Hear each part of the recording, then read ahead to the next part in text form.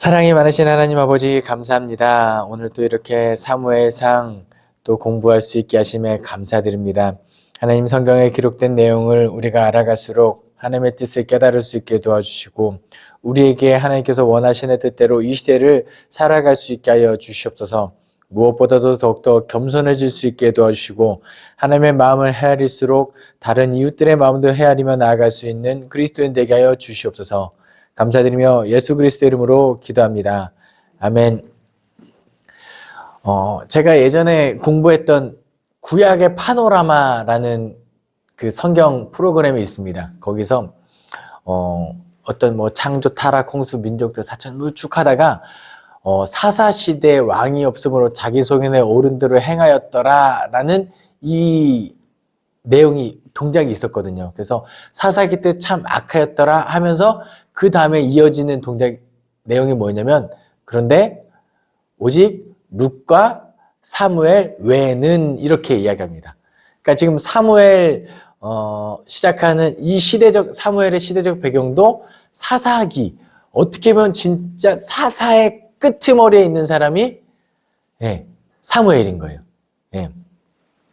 그러니까 삼손은 이제 사사기에 기록된 마지막 사사고, 실제 사사 시대의 종결을 알리는 이제 왕이 세워지기 전에 마지막 사사 사무엘이라고 보시면 되겠습니다. 근데 사무엘의 존재는 우리 머릿속에 좀 긍정적인 사람으로 이렇게 각인이 되어 있을 거예요. 그 말인즉 뭐냐? 왕이 없으므로 자기 소견에 옳은 대로 사람들이 살아가고 있지만 그 와중에서도 하나님의 말씀을 듣고 하나님의 명령대로 순종한 사무엘 같은 사람이 있었더라라고 받아들이시면 되겠어요.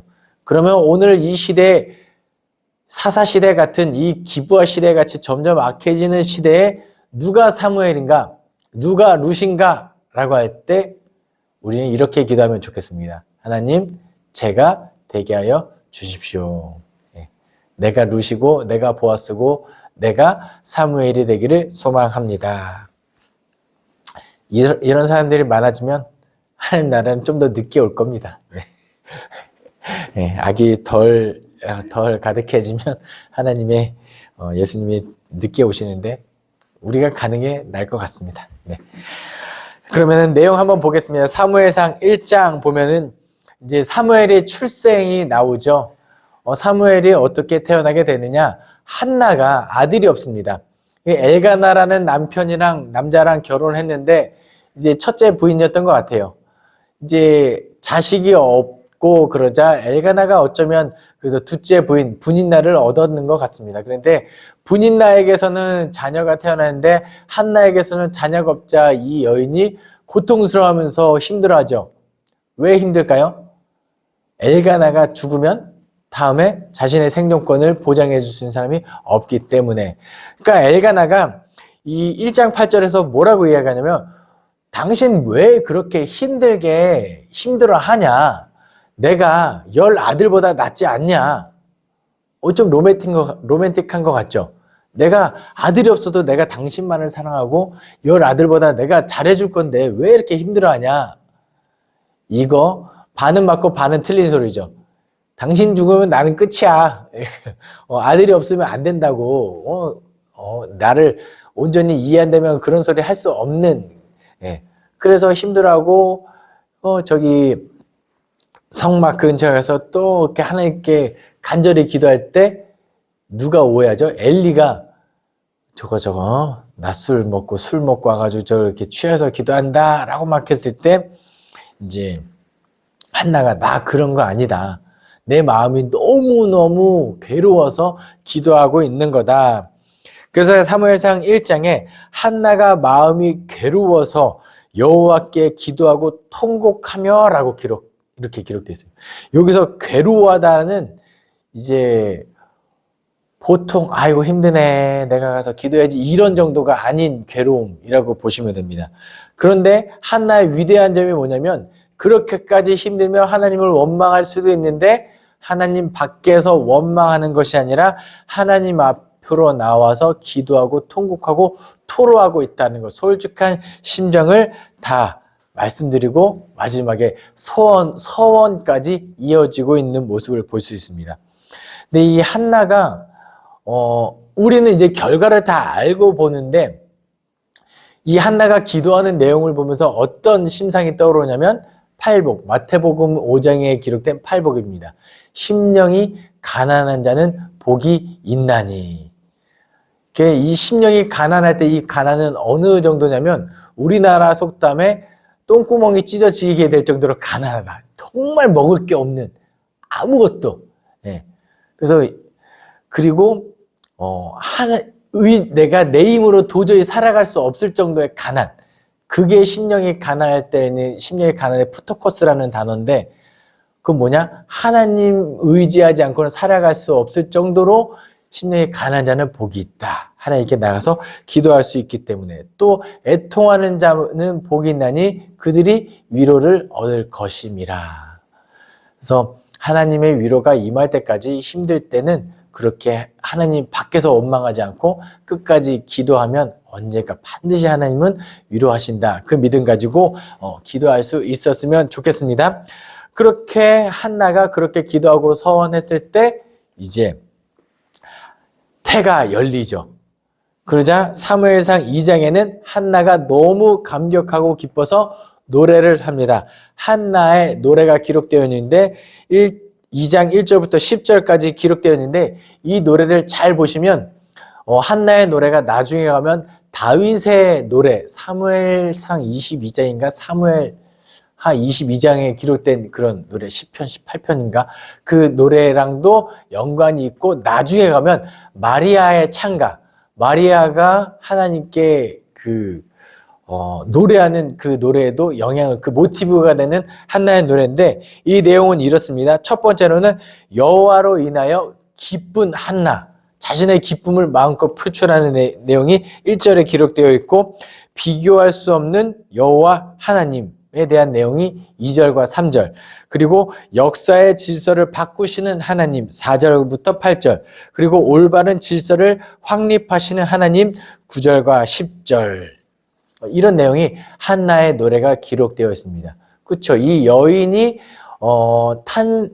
태가 열리는 것만으로 기뻐하는 것뿐만 아니라 앞으로 이 개인의 인생뿐만 아니라 공동체와 모든 역사를 주관하는 하나님의 질서를 노래하는 내용이 이 한나의 노래에 기록되어 있습니다. 사무엘이 태어날 때쯤에 원래는 이제 제사장의 가문은 엘리죠. 엘리 제사장 가문이에요. 혈통으로 보면은 사무엘이 그 역할을 이어받는 것은 아니죠. 원래는 제사장의 직분은 누구죠? 아론에게서 그 아들들에게로 이어져요. 아들 전승입니다. 제사장은. 그런데 원래는 홈리와 비느하스가 그 제사장의 직분을 이어받고 혈통으로 이어가야 하는데 홈리와 비느하스가 아주 못된 짓을 많이 저지르죠. 성막에 수종드는 여인들을 겁탈하기도 하고요. 막 그래요. 그러면 아버지가 엘리 입장에서는 뭘 해야 될까요?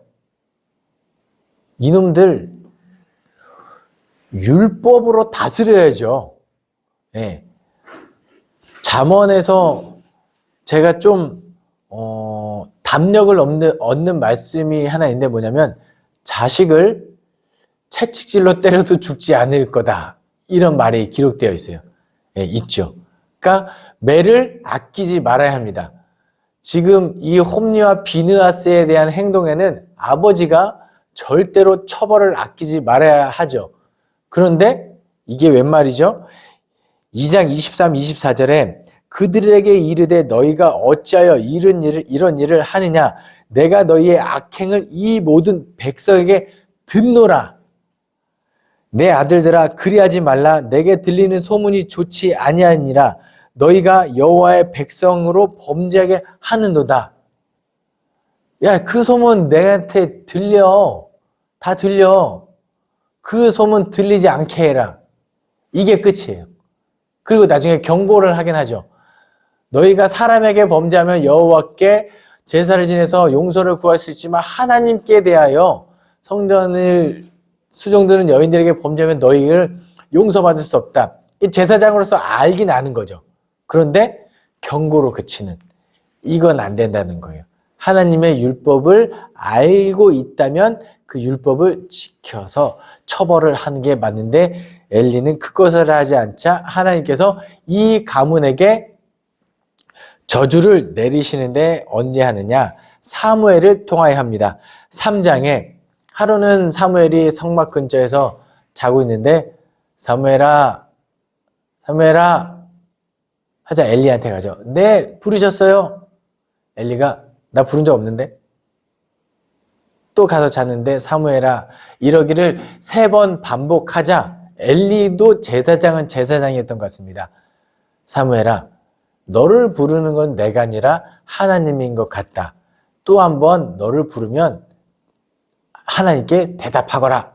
해서 사무엘이 또 하나님께서 부르셨을 때 네, 여기 있나이다 하고 대답하고 하나님께서 하시는 말씀을 쭉 듣는데 내용인 즉슨 이 홈냐 엘리 집안을 내가 심판할 것이다 라고 이야기를 하죠. 내가 이 홈리와 비느하스의 죄로 말미암아 그들이 죽임을 당할 것이다. 그리고 엘리 가문이 끝이 나고 내가 너를 이스라엘 온 지역의 선지자로 세울 것이다 라는 이야기를 사무엘상 3장에 합니다. 그러니까 한나가 기도한 대로 이 사무엘을 나신으로 잘 키운 것 같습니다. 그래서 사무엘이 드디어 이스라엘 선지자로 이제 세우게 되는 것을 이제 이야기를 듣고요. 사무엘상 4장으로 넘어가면 이스라엘과 블레셋과의 전쟁이 벌어집니다. 근데 블레셋은 어떤 민족이냐면요.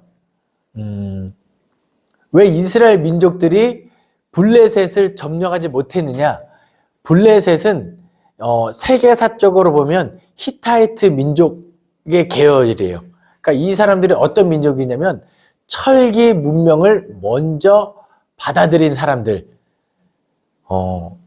그러니까 구석기는 신석기에서 끝이 나죠. 그리고 신석기는 청동기 문화에서 막을 내립니다.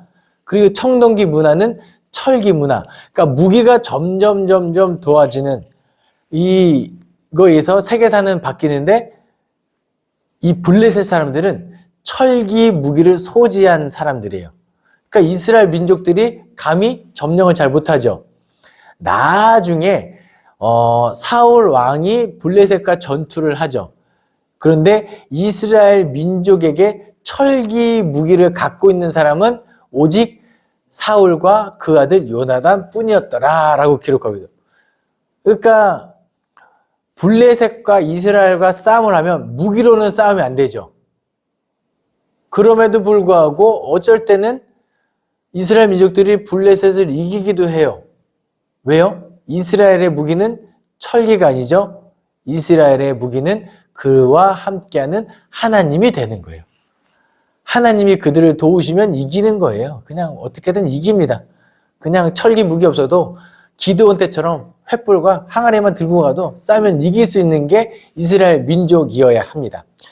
그런데 여기서 지금 사무엘 4장에서 홈리와 비느하스의 필두로 해서 블레셋과 전투를 하는데 도저히 이 싸움이 안 되는 거예요. 그러자 이 사람들이 꾀를 내죠. 작전을 세운 게 뭐냐면 언약궤를 가지고 와라. 하나님이 우리와 함께하면 능히 이길 수 있다. 맞는 소리이긴 하죠. 그런데 그냥 맞는 소리가 아니라 쳐맞는 소리입니다. 맞는 소리죠. 하나님이 우리와 함께하면 이기는 건 맞는데 단순히 언약궤 자체가 힘이 있는 게 아니죠. 언약궤에 임재하시는 하나님이 함께할 때 이기는 건데 그거 없이 언약궤만 갖고 왔을 때 처음에는 블레셋 사람들이 겁을 먹습니다. 야, 큰일 났다. 이제 블레셋 사람들도 아는 거예요. 이스라엘 진영에 언약궤가 왔으니 사람들이 소리를 지릅니다. 와, 우리가 이제 이길 수 있다. 이제 사무엘상 4장 6절에 블레셋 사람이 그 외치는 소리를 듣고 이르되 히브리 진영에서 큰 소리로 외침은 어찌 됨이냐 하다가 여호와의 개가 진영에 들어온 줄을 깨달은지라. 이것을 깨닫고 블레셋 사람들이 사기가 떨어집니다. 와, 우리 망했다. 우리에게 화로다. 전날에는 이런 일이 없는데 여호와가 그들과 함께하면 우리는 망했다. 그러니까 이거 뭐예요? 이방 민족들도 다 아는 사실인 거예요. 아, 우리 망했다. 여호와께서 저들과 함께하니 우리는 망했다.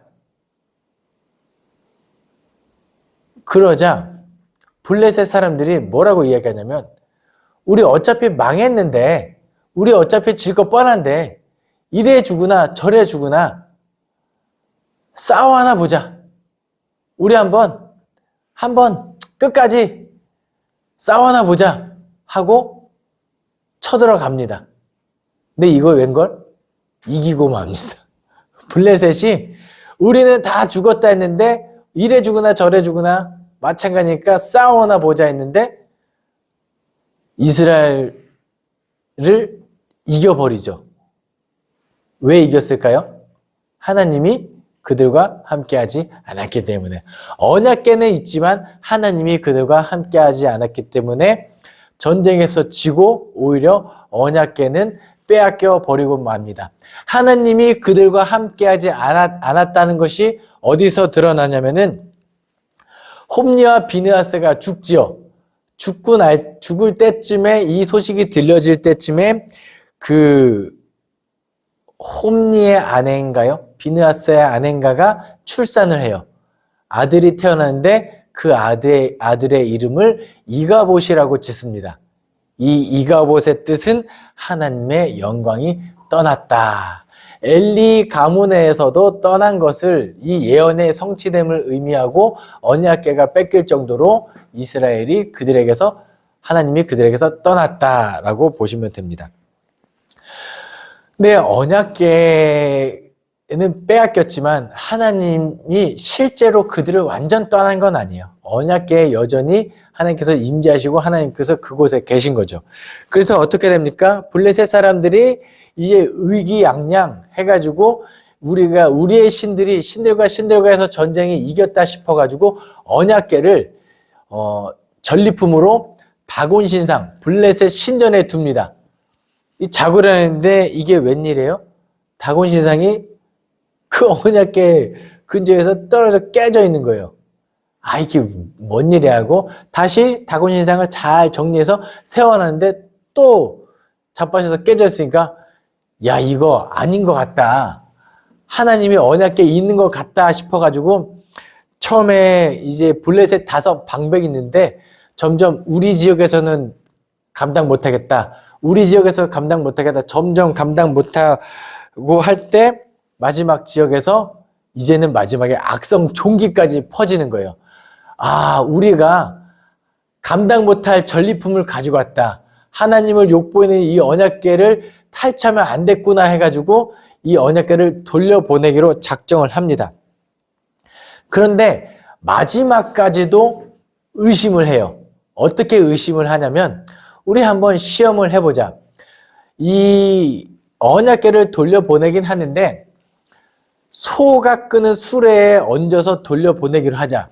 그런데 어떤 암소가 끄는 수레인데 최근에 송아지를 출산한 소가 끌게 하자. 그런데 수레를 끄는 암소는 이스라엘 방향으로 베세메스 지역으로 가게 하고 갓 태어난 새끼는 이 반대 방향으로 가게 하자. 그러면 암소는 모성애 때문에 수레를 온전히 끌지 못하고 자기 새끼 쪽으로 방향을 틀게 될 것이다. 만약에 모성애가 아니라 이 베세메스 쪽으로 소가 가면 이것은 하나님의 뜻이니까 이 언약궤를 돌려보내자 했는데 실제로 그렇게 되죠. 예. 암소는 참 불쌍하죠. 그럼 이 암소에게 블레셋 사람들이 뭐라고 이야기해야 될까요? I'm so sorry. 해야죠, 그렇죠? I'm so sorry. 예. 예. 미안하다고 암소에게 이야기해야죠. 예. 그래서 이 소가 끌고 가는 동안에 또 그동안에 자기들이 저지르던 죄에 대한 이 속죄제도 하고 그렇게 해서 언약궤는 베스메스 지역으로 갑니다. 언약궤는 어디 있어요? 이 베스메스. 나중에 다윗이 왕위에 등극하고 성문으로 올 때까지 이 베스메스 지역에 언약궤는 머물게 됩니다. 사무엘 7장에는 어떤 내용이 나오느냐? 언약궤는 어디 잘 안착했다라고 이렇게 되고요.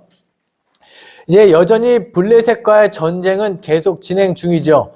이제 아까 말씀드렸습니다. 블레셋은 철기 무기, 이스라엘 민족들에게 무기는 여호와 하나님. 그런데 사무엘이 사사에 등극하고 하나님이 우리를 도울 것이다 하고 격려하고 기도하고 실제적으로 이 사사 사무엘과 함께해서 블레셋과의 전쟁에서 이기죠. 미스바에 모여가지고 전쟁 앞으로 하고 쭉쭉쭉쭉 진격 앞으로 하고 그들을 몰아냅니다. 어디까지 몰아낼까요? 그 땅의 이름은 에벤에셀. 이 에벤에셀의 뜻은 도움의 돌이라는 뜻인데요. 이 도움의 돌, 여기까지 하나님이 우리를 도우셨다. 이것을 기억하자 하여 그 땅의 이름이 에벤에셀입니다. 그리고 사무엘이 살아있는 동안에 단순히 전쟁만 하는 게 아니라 사사는 통치도 해야 되거든요. 그래서 베델, 길갈, 미스바 이렇게 순회하면서 이스라엘 백성들에게 하나님의 율법을 가르치고 하나님의 뜻대로 살아갈 것을 사사의 역할을 쭉 잘 감당합니다. 굉장히 오랫동안 감당한 것 같습니다. 언제까지요? 이제 늙어서 다음 아들들에게 사사의 직분을 이 제사장의 직분을 물려줘야 할 때까지 이르렀던 것 같아요. 그런데 참 이게 사무엘이 또 언제 이렇게 바쁜 와중에도 결혼도 하고 자녀까지도 다 낳았죠. 그런데 사무엘이라는 사사를 다 좋게 평가하죠. 긍정적인 평가가 지배적인데 딱 하나 조금 부정적인 평가가 있다고 하냐면 뭐를 실패했냐? 자식 농사, 자녀 교육에는 실패를 했습니다. 왜냐? 사무엘의 아들들이 여호와의 보시기에 정직하지 않게 범죄를 저지르자 이스라엘 백성들이 사무엘을 찾아옵니다. 우리에게 왕을 주십시오. 그래서 사무엘이 무슨 왕이냐? 우리의 왕은 오직 하나님이신데 무슨 왕이냐? 하나님이 너희를 다스릴 것이다. 아마 기드온처럼 그렇게 이야기했을 거예요. 그런데 사람들이 뭐라고 이야기하면 당신은 괜찮죠. 당신이 괜찮은데 당신이 죽고 난 다음에 우리를 이끌 당신들의 아들은 그렇지 않습니다. 범죄하였고 이 불량배 같은 사람들을 믿고 우리는 따를 수가 없습니다. 우리에게 왕을 세워 주십시오라고 요청을 해요. 사무엘 입장에서는 면목이 없죠. 하지만 분개하죠. 아니 어떻게 하나님을 버리고 왕을 세워달라 하냐 이렇게 분개했을 때 하나님께서 뭐라고 말씀하시냐면 사무엘이 그걸 기뻐하지 않으면서도 또 위대한 점은 여호와께 가서 묻습니다. 하나님, 저들이 왕을 달라 합니다. 이거 어떡합니까? 7절 말씀에 여호와께서 사무엘에게 이르시되 백성이 내게 한 말을 다 들으라. 이는 그들이 너를 버림이 아니요 나를 버려 자기들의 왕이 되지 못하게 하려 함이니라. 내가 그들에게 애굽에서 인도하여 낸 날부터 오늘까지 그들의 모든 행사로 나를 버리고 다른 신들을 섬김같이 내게도 그리하는도다. 그러므로 그들의 말을 듣되 너는 그들에게 엄히 경고하고 그들을 다스릴 왕의 제도를 가르치라. 이 내용을 할 때 하나님의 어떤 심정이 느껴지냐면 구제불능인 아들이지만 얘가 아무리 개차반이지만 부모의 심정은 어떤 심정이냐면 내가 더 이상 얘를 손을 떠나요. 어떻게 해도 얘가 이 아들이, 이 자녀가 회심할 정도는 안 되는, 두 손 두 번 다 들어요. 그래도 부모의 심정은 뭐냐면 얘가 감옥까지는 가지 않았으면 좋겠다. 이 심정인 거예요. 지금 하나님의 심정이. 아무리 나를 버리고 우상을 섬기고 그리고 왕을 요구하지만 그래도 왕의 제도를 잘 가르쳐서 그 안에서는, 그 제도권 안에서는 똑바로 온전히 살아가기를 바라는 마음에 사무엘에게 명령하는 거예요. 왕의 제도를 너가 가르쳐라. 그런데 왕의 제도가 11절부터 18절에 잘 나타나 있거든요. 이거 한번 보시면 진짜 이거 왕의 제도가 좋은 건가 싶습니다. 첫 번째, 왕이 세워지면 너희의 아들들을 징집할 거다. 너의 아들들을 군대로 모을 거다. 너희 아들들을 부하로 삼고 왕의 밭, 자기 밭을 갈게 하고 너희 아들들로 하여금 무기를 만들게 할 것이다. 너희의 딸들을 데려다가 요리를 시킬 것이다. 시종들게 할 것이다. 너의 밭의 수확 중 가장 좋은 것을 왕에게 바치게 될 것이다. 11조를 거두어 왕의 신하들에게 나누어 줄 것이다. 너희의 노비들을 데려다가 일을 시킬 것이고 너의 양떼 10분의 1을 바치게 될 것이다. 너희가 택한 왕으로 말미암아 부르짖되 여호와께서 응답하지 아니할 것이다. 왕의 제도라고 쓰고 노비 제도라고 읽겠습니다. 이거 그냥 종되는 거거든요. 왕의 제도가 아니라 이거 그냥 너희가 왕이 세워지면 왕 밑으로 이렇게 들어갈 거야 하는데 그럼에도 불구하고 왕을 세워달라고 이스라엘은 이야기합니다. 그리고 마지막에 7번째, 너희가 택한 왕으로 말미암아 부르짖되 여호와께서 응답하지 않을 것이다. 이게 제일 무서운 거거든요. 뭐냐면 이스라엘의 대표는 하나님이셨어요. 그러니까 얘가 잘못하면 얘만 하나님이 처벌하고 하면 되죠. 그런데 왕이 세워지면 왕은 모든 사람들의 대표가 돼요. 왕이 잘못하면 대표가 잘못했으니 대표에 휘하 있는 모든 사람이 다 같이 처벌됩니다. 주인이 잘못하면 노비들이 같이 처벌되는 것과 같은 원리예요. 왕이 세워졌으니 이 민족이 왕의 죄로 말미암아 처벌을 받을 건데 그래도 왕을 세우겠냐? 왕을 세우겠습니다. 더 이상 설득할 방법이 없습니다. 이렇게까지 했는데 그러면 사무엘이 할 수 있는 방법은 뭐냐? 그래도 온전하고 괜찮은 사람을 찾아서 왕으로 세워야 하는 거죠. 하나님의 영에 감동된 사람을 세워야 하죠.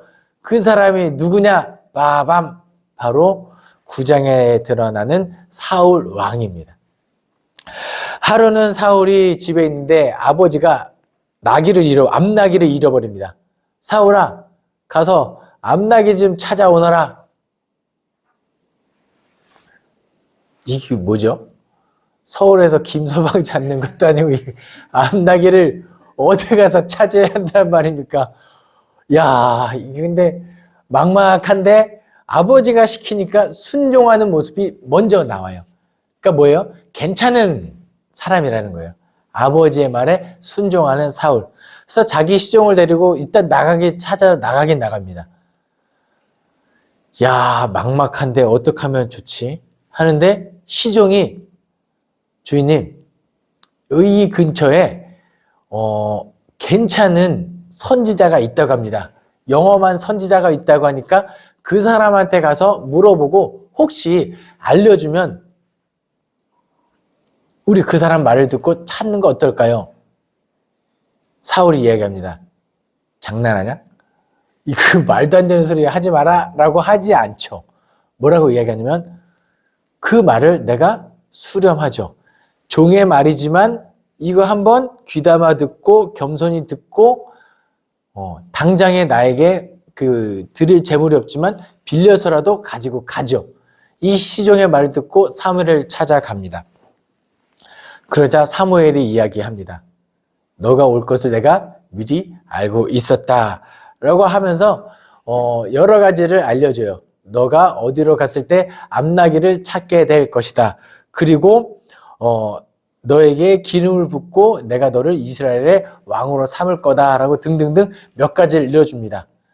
근데 사울 입장에서는 암나기를 찾게 될 것이다 라는 말을 들었을 때는 한번 믿져야 본전이나 따라야겠다 생각했을 거예요. 그런데 내가 너를 기름 붓고 너에게 왕으로 세울 거다 했을 때는 이 사람 말을 믿어도 되나 싶은 그 정도로 사울은 자기가 왕이 될 거라는 꿈에도 생각하지 못했고 겸손했던 사람이에요. 어쨌든 하지만 그 말을 흘려듣지 않았기 때문에 암나기를 가서 찾을 수가 있었죠. 사무엘의 말을 귀담아 듣고 가서 암나기를 찾습니다. 그리고 10장에서 드디어 사람들 이스라엘 전역에서 이제 내가 너희들 가운데서 왕을 세울 것이다. 그런데 이스라엘 민족들이 하던 방법들이 있죠. 제비 뽑아서 이 중에서 하나님이 택한 사람을 왕으로 뽑을 거다. 12지파 가운데 베냐민 지파가 왕 뽑힙니다. 그 베냐민 지파 가운데서 또 어느 가문이 뽑힙니다. 그 어느 가문에서 어느 집안 사람이 뽑힙니다. 그리고 최종적으로 그 사람 중에 마지막에 두근두근 사울 앞으로 했는데 사울이 안 보여요. 사울 어딨어? 했는데 사울이 저 진보다리에 숨어 있습니다. 뭐죠? 나는 아니겠지. 나 같은 사람이 겸손한 모습이 사울에게 볼 수 있었다. 그런데 진보다리에서 사울이 딱 나왔는데 이야 장난 아닌 거예요. 딱 걸어오는 모습부터 다른 사람보다 훤칠하게 키가 크고 머릿결부터 해가지고 용모 자체가 왕이 될 상입니다. 예. 예. 예. 사울에게 그 사무엘이 기름을 붓죠. 분명히 하나님께서 그 예식 가운데 모든 자리 가운데 함께 하셨고 권위 있는 사무엘이 기름을 부었는데 그곳에서 불량배들이 에이 너 같은 사람이 무슨 우리를 다스리겠느냐고 시비를 걸었을 때 사울이 그들의 말을 그들을 용서하고 그들을 해코지 하지 않는 것까지 겸손한 모습 사울이 보여줍니다. 괜찮은 사람이었거든요. 진짜로 사울은 괜찮은 사람이었어요. 성경에는 어떤 말도 기록되어 있냐면 사울도 선지자 중에 한 명이 아니냐라는 그런 속담이 있어요. 이 뭘 의미하냐면 사울도 하나님의 영에 감동되었던 사람이었던 거예요. 사울도 하나님의 영에 감동되어 예언하고 했던 사람이라는 거죠. 실제로 사울이 이스라엘 전역에서 왕으로 인정받는 사건이 벌어집니다. 뭐냐면 요단강 동편의 길르앗 라못이라는 지역이 있는데 그곳의 거민들에게 암몬 왕 나하스가 쳐들어와요. 암몬 왕 나하스가 쳐들어와서 이제 길르앗 라못 사람들이 와 우리 이제 죽었다.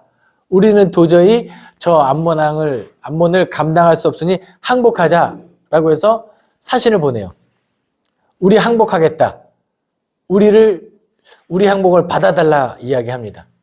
근데 나하스가 뭐라고 이야기하냐면 그래 너희들의 항복을 내가 받아주겠다. 단 조건이 있다.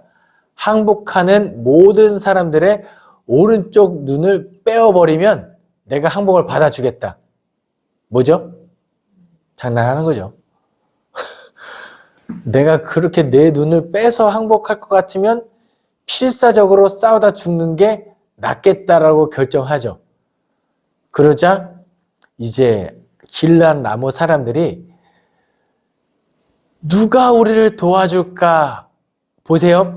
요단강 동편의 길르앗 라못 지역이면은 므낫세 반지파 땅일 거예요. 그러면 그 가까이에 르우벤 지파도 있고 그리고 갓 지파도 있습니다. 그쪽에 가서 도움을 요청해야 되는데 굳이 요단강 동편까지 넘어왔다는 건 뭐예요? 그 다른 지파에서 안 도와주는 거죠. 아니면 거기도 제코가 석자일 수도 있고요. 그러자 요단강 동편까지 넘어와서 우리를 도와달라 요청해줘. 그러면 어찌 이 당시 사사시대이기 때문에 지방 자체요. 괜히 우리가 저기 넘어갔다가 우리 쪽에 누가 쳐들어올 수도 있고 함부로 도와주러 갈 수 없죠. 그런데 뭐예요? 율법은 사사시대에서는 무엇을 요구하냐면 어려운 사람들을 그냥 지나치면 안 되는 거죠. 그리고 왕으로 추대받은 사울은 더더욱 그렇죠. 이스라엘 민족들에게 재물을 12조각 나눠서 뿌립니다. 우리가 저들을 구원하러 가자 해서 길르앗 라못으로 진격 앞으로 해서 암몬을 쳐부수고 길르앗을 구원하죠. 그러니까 길르앗 지역 사람들에게 있어서 적어도 사울은 어떤 존재냐? 구원자인 거예요. 그리고 그걸 계기로 사울을 우리가 믿고 따라가면 외적의 침입이 있을 때마다 우리를 모아서 힘을 하나로 합쳐서 외적의 침입을 무찌를 수 있겠다라는 확신을 주는 사건이 됩니다. 여기까지는 사울의 승승장구라고 보시면 되겠습니다. 그리고 사무엘상 12장에 사무엘의 고별사가 있죠. 사무엘이 이제 마지막으로 나이가 들고 죽기 직전에 사람들을 모아다가 이야기합니다. 내가 너희에게 지도자가 되었지만 한 번도 너희 것을 갈취하거나 뺏은 적이 없다. 그리고 내 아들도 그렇게 하지 않았을 것이다. 그리고 애굽에서 우리 민족을 인도하여 내고 여기까지 구원하고 하신 여호와를 기억해라. 이거 모세가 했던 유언, 여호수아가 했던 유언과 비슷하죠. 맞아요. 그거면 충분합니다. 여호와를 기억하고 여호와의 은혜를 잊지 않는 것, 그게 핵심이에요.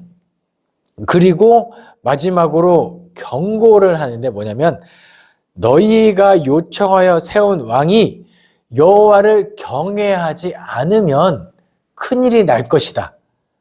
그러니까 어떻게 보면 왕이 여호와를 잘 경외할 수 있도록 너희도 잘 도와주어야 한다. 그리고 너희도 타락하면 안 된다. 이거 뭐예요? 왕이 언제 타락하냐면 언제 교만해지냐면 옆에서 이 아첨하는 사람들, 잘못한 게 있을 때 그거 지적하지 않고 자기 욕심 채우려고 아첨하는 사람들이 있을 때 왕은 여호와를 경외하지 않고 이제 이렇게 되는 거죠. 실례로 다윗 왕이 정신 못 차릴 때가 있었죠. 근데 그때 나단 선지자가 와서 책망할 때 다윗은 돌이킵니다. 여호와를 경외하기 때문에. 근데 나중에 가면 요아스라는 왕은 아니에요. 선지자가 와서 책망했을 때 오히려 그 선지자를 죽입니다. 그 선지자는 어떤 사람이었냐면 자기 목숨을 구해준 여호야다, 여호세바 둘 사이에서 태어난 아들이 와서 책망했는데 그 선지자를 죽이기까지 여호와를 경외하지 않습니다. 그러니까 사무엘이 이야기하는 게 그거예요. 왕이 여호와를 경외할 수 있도록 잘 너희도 온전히 해라.